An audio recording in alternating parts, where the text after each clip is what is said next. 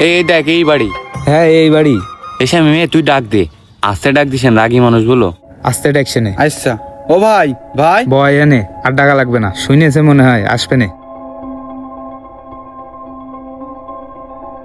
কই আসে কই? এটা আসে কই, মেলা দেরি হয়ে গেছে তো। আর একবার ডাকি। ও ভাই ভাই আমাদের জন্য টাকাটা দিয়ে যান। হ্যাঁ তোর ডাক মনে হয় শুনতেছে না, জুতো নিয়ে বসলাম। আরে ভাই ডাকতেছি তো সে আধা ঘন্টা ধরে, ডাক না শুনলে কি করব?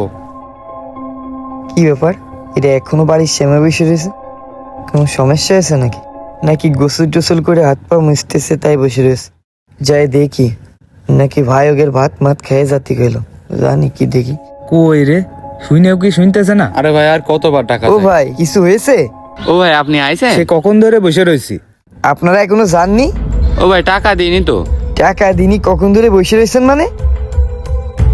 আপনারা তো আইসেন প্রায় 40-45 মিনিট হতে গেল, আপনারা ডাকেননি আমার ভাইরে?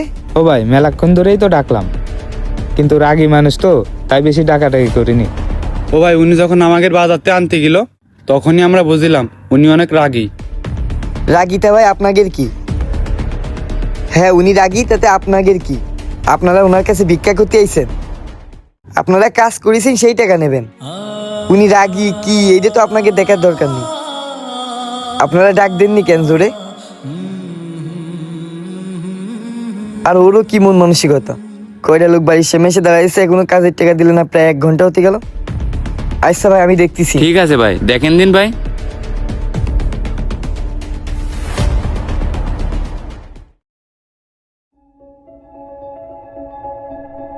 এই নেন ধরেন টাকা।